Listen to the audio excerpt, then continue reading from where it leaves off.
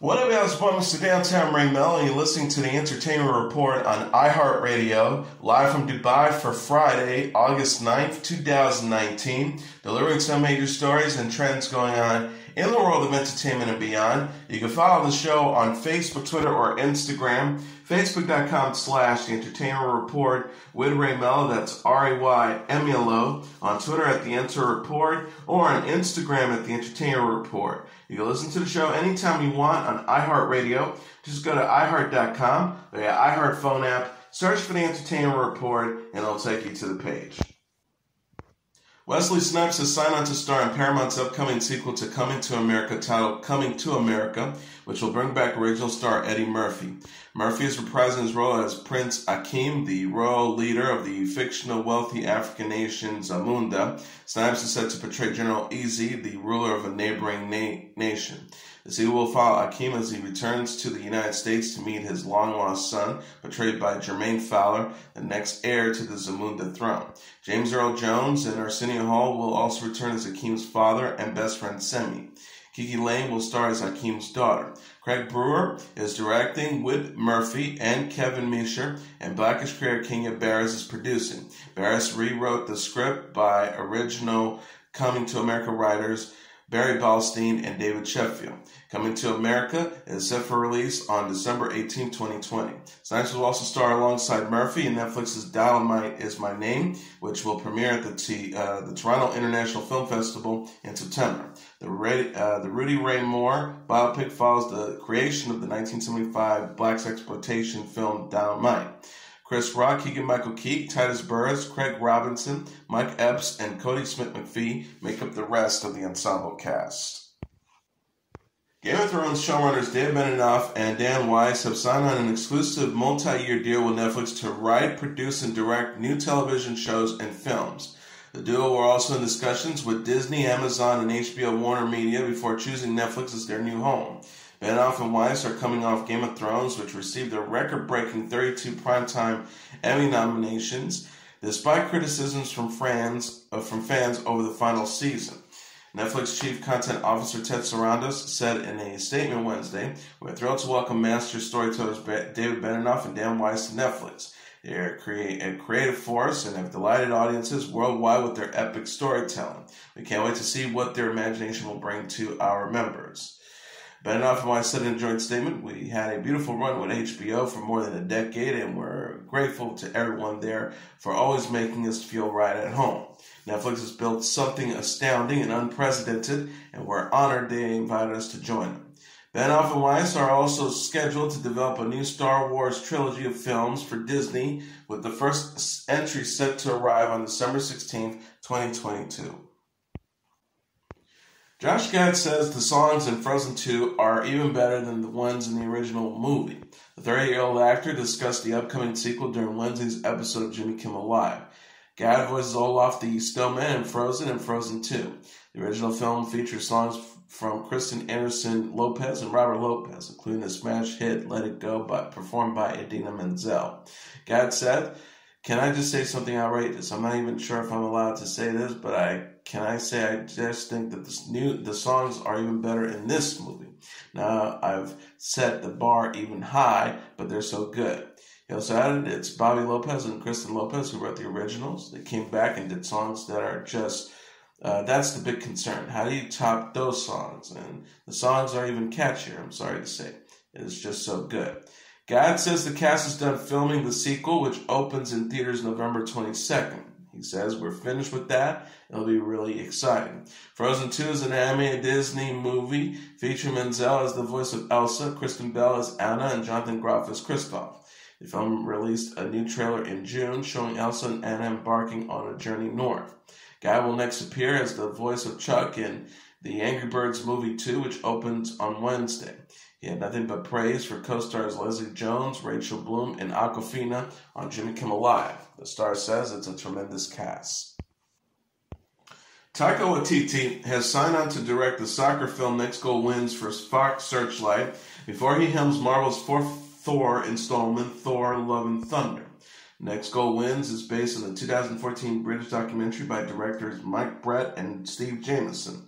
The film, which won Best Documentary at the British Independent Film Awards in 2014, follows the American Samoan soccer team. Waititi co-wrote the adaptation with Ian Morris. Annie Serkis, Brett Jameson, Garnet Bash, and Jonathan Cavendish are producing. Production will begin in the fall. Waititi then will tackle Thor Love and Thunder, which is set for release on November 5th, 2021. The sequel will once again feature Chris Hemsworth and returning franchise star Natalie Portman, who will become a female version of the God of Thunder. Waititi is best known for directing Thor Ragnarok and the film versions of What Do We Do in the Shadows. He will release a World War II comedy drama, Jojo Rabbit, on October 18th. Scarlett Johansson, Sam Rockwell, and Rebel Wilson star, with Waititi portraying a comedic version of Adolf Hitler. Honey Boy, a new film written by and starring Shia LaBeouf, has released the first trailer. Amazon Studios released a preview Thursday featuring the 33-year-old actor as James Lort, a fictionalized version of his own father. Noah Jupe and Lucas Hedges play young and older versions of Otis Lort, a character based on LaBeouf. The trailer shows Otis' struggles as a child star and troubled relationship with his father. James asks his son, "How do you think it feels to have my son paying you?" Otis responds, "You wouldn't be here if I didn't pay you." Honey Boy is directed by Almar Rowland, co-stars FKA Twigs, Micaiah Monroe, and Natasha Lyonne. The movie is based on LaBeouf's life and was written as part of the actor's rehabilitation program. LaBeouf said at the Sundance Film Festival in January, "It is strange to fetishize your pain and make a product out of it, and feels guilty about that. This whole thing felt very selfish. I never went into thinking, oh, I'm going to help people. That wasn't my goal. I was falling apart." LaBeouf is known for starring in the Disney Channel series Evan Stevens and the first 3 Transformer movies. He made headlines in later years for personal issues, including his arrest for public drunkenness in 2017. Honey Boy opens in theaters November 8th. Netflix is giving a first glimpse of the new Ryan Murphy series, The Politician. The streaming service shared photos Thursday on Twitter featuring Ben Platt, Gwyneth Paltrow, Jessica Lange, Zoe Deutch, and other cast members. One of the photos shows Peyton Hobart, played by Platt, an aspiring politician, sitting at a table with Paltrow's character, Georgina. Then it shows Lange leaning over a kitchen counter as her character, Dusty.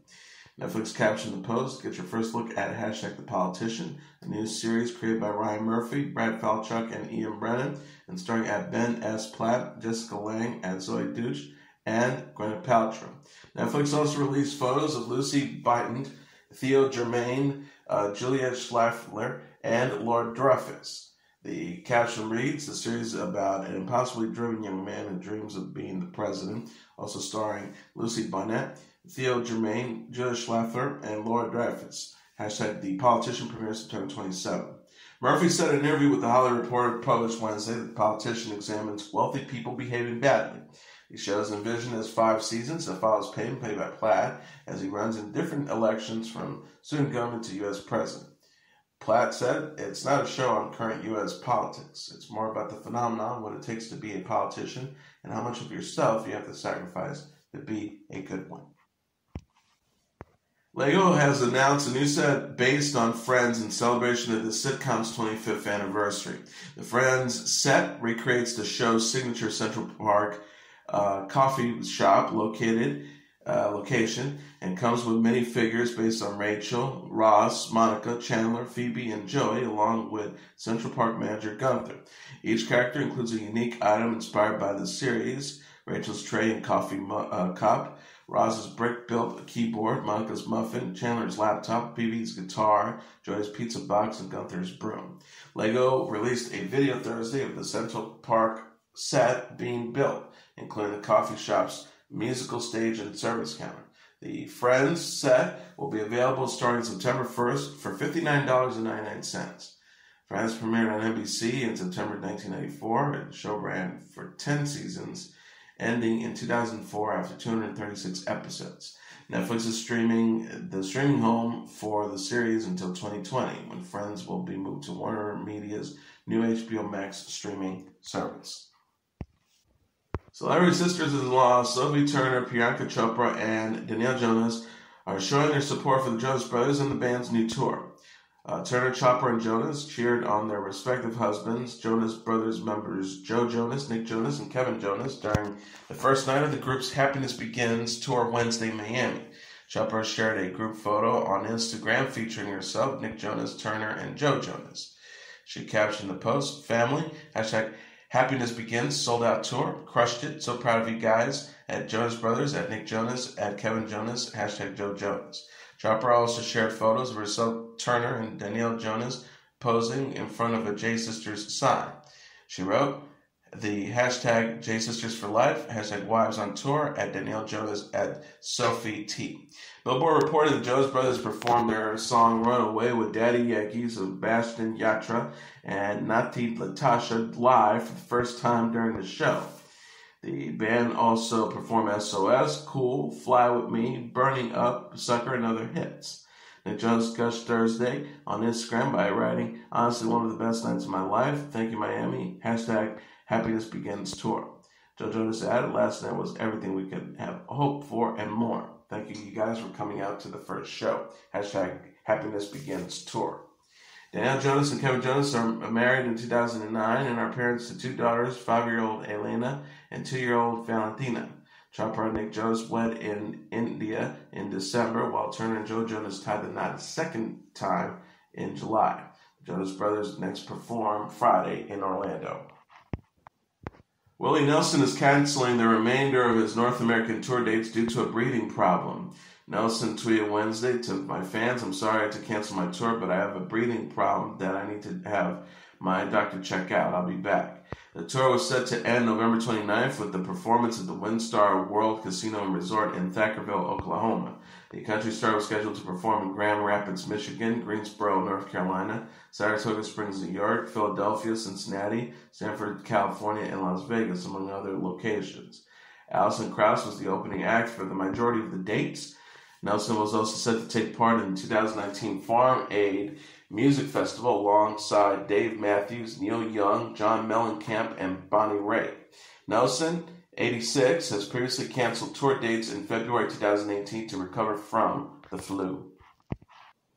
Country music star Luke Combs will release a new album in November. The 29-year-old singer announced in a tweet Thursday he will release his second studio album November 8th. He wrote, "New album November 8th. Combs had teased the release date Wednesday in a behind-the-scenes video for his Beer Never Broke My Heart music video. The video opens with the countdown that includes the numbers 11 and 8. Combs tweeted Thursday, "I had the album's release date in this video, and the only person who noticed it was at Luke Combs' update. She's good." Combs released his debut studio album, This One's For You, in 2017 and last released the EP, The Prequel, in June. The prequel includes Beer Never Broke My Heart, which topped the Billboard Country Airplay charts this week. Combs is the first country artist to have their first 6 singles reach number 1. Combs is promoting his new music on his Beer Never Broke My Heart tour, which began in January. Sarah will extend the tour in March and will kick the second leg September 26th in Rogers, Arkansas. In addition to Beer Never Broke My Heart, Combs is known for the singles Hurricane, She Got the Best of Me, and Beautiful Crazy. He was inducted as a member of the Grand Ole Opry in July. Longtime rock band Hootie the Blowfish will release a new album in November. The group announced in a tweet Thursday it will release the album Imperfect Circle on November 1st. The post reads, "We have some news for you. Our new album, Imperfect Circle, will be available everywhere November 1st. Pre-order an exclusive package at Hootie.com today, and hear our new song Rolling Now." Hootie and the Blowfish members Darius Rucker, Mark Bryan, Dean Felbrook, and John Sonfeld discussed the album in an accompanying video. Rucker says, "We've been playing together 30-something years, and for us to be here and to be doing this tour and making a record, it just seems like an imperfect circle." Imperfect Circle will mark Hootie and the Blowfish's first album in 14 years. The band last released Looking for Luck in August 2005. Hootie and the Blowfish is in the midst of its group therapy tour. The group will next perform Friday in Columbia, Maryland, and bring the tour to a close October 16th in Birmingham, England. Taylor Swift says the backlash she faced during her feud with Kim Kardashian was an isolating and humiliating experience. In an interview with Vogue, published in the September issue, the 29-year-old singer recalled how fans of Kardashian and Kanye West declared her canceled amid controversy over West's song Famous. So told the magazine, a mass public shaming with millions of people saying you are quote-unquote canceled is a very isolating experience. I don't think there are that many people who can actually understand what it's like to have millions of people hate you very loudly. She said, when you say someone is canceled, it's not a TV show, it's a human being. You're sending mass amounts of messages to this person to either shut up, disappear, or it could also be perceived as kill yourself.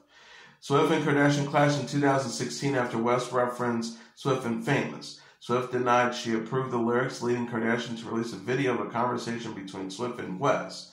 Fans of Kardashian and West then led to an online campaign to cancel Swift.